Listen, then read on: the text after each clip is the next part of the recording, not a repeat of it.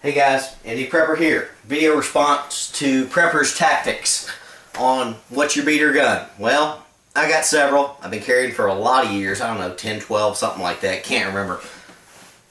But either way, I've had a few beater guns over the years that I've had and upgraded and all that, and changed out, whatnot. So, here's a few of them. Let's get this one out of the way first. My first handgun was a Taurus PT-145, one of the Millenniums. Great gun, love it a lot, have not done a vid on it yet. Still have it, of course, love it, but a little too big for standard pocket carry and general purpose use. It was a gift from my father when I turned 21. Again, everybody in my family gets a handgun on their 21st birthday, so that was what I got. That's my option. After a while, getting my concealed carry permit, I realized that the Millennium just was a little too big for everyday carry use. You know, it just wasn't a good pocket carry gun, etc. It just didn't fit all my needs. So I was a very, very poor med student back in the day. And didn't have much cash because everything was living on loan money, so didn't want to spend too much. Had a little bit of cash, you know, left over from the family, you know, donations, that sort of thing. And so didn't need to spend a lot of money. So, first thing I found at local gun store, Trader's Gun Shop, here in Taylor's, many years ago, their little teeny tiny smaller store, I found this little Charter Arms undercover 38 revolver, 5-shot stub nose, obviously blued steel. Got it for about 200 bucks, I think, these days, is what I paid for it. Great gun. Love this thing. Carried it for many, many years as my deeper concealment, pocket carry, and all of that. I have beat the heck out of this thing. Carried it just about everywhere in just about every situation. I've carried it camping. I've carried it primarily fishing, fly fishing up North Carolina, etc. In my waders, etc., etc., etc. You say, well, it's blued steel. It's going to rust up, especially if you're on the water. Yeah, but I'm kind of anal about keeping my guns clean, so did a good job with this one overall. It's got a fair amount of wear on it, a few little rust spots on it, but a decent little gun. Nothing bad about it. Flip side here, there you go. This thing was already well used when I bought it for, like I said, I think $200, around there. No more than $200. I think it might have been $180 or something like that. So this thing was already used, fairly worn in. As a result of that, however, this thing is, of course, unloaded.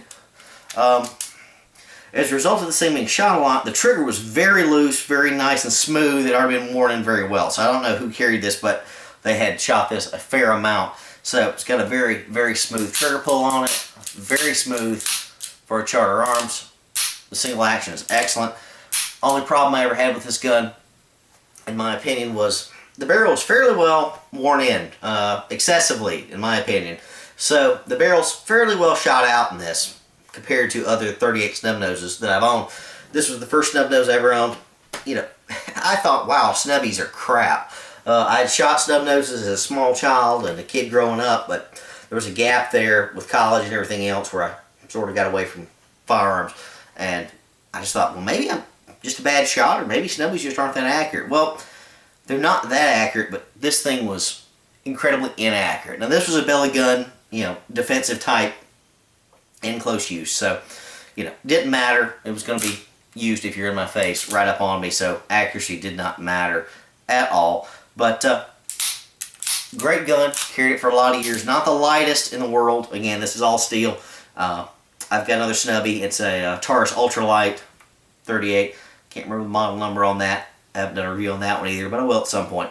Pocket holster. Only style holster I ever used for snub noses. This was not the original. This is another Uncle Mike's. My old one was an Uncle Mike's, but I use that for my current Taurus that I keep around just for pocket carry and all that, just because it's so worn in and so well worked. It fit better. So I got a replacement for this one.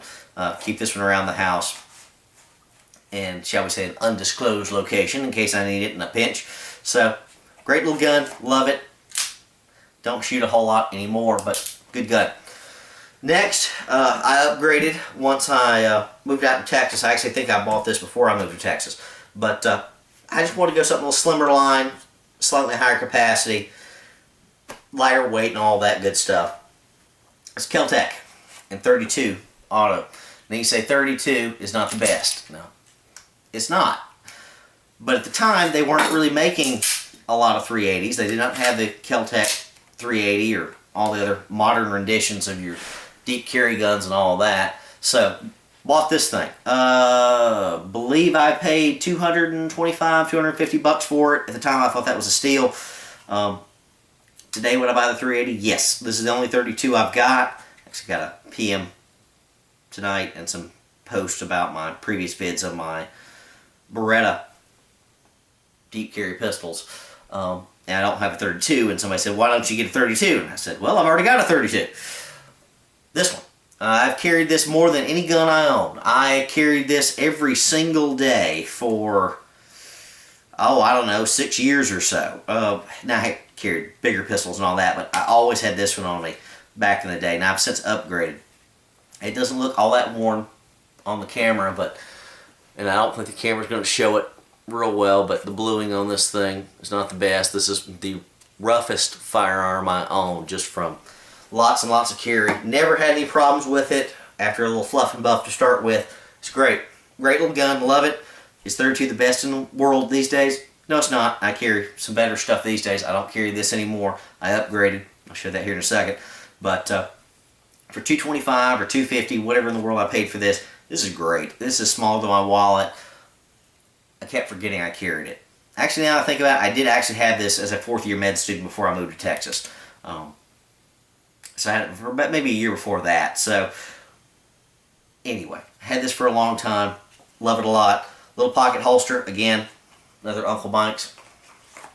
Works real well. This one's my older one, well worn in. You're going to slip this in your pocket. Never think about it. Forget you even have it. So love that a lot. My current beater gun, the one I carry all the time, right here. Diamondback 380. Check my old vids. You're going to see me review this thing. I was carrying this right now. Just pulled it out of my pocket. Love the Diamondback. It's basically a mini Glock, if you will. Very thin, very slim, decent trigger pull. Have never had a failure to fire with it at all. So, can't say enough good things about it. $325 I think I paid for this at Academy when they had them on sale. So, again, another Uncle Mike's holster for pocket carry. The only thing I ever used for pocket guns. Let's say, what is the ultimate pocket gun? What is the ultimate beater gun?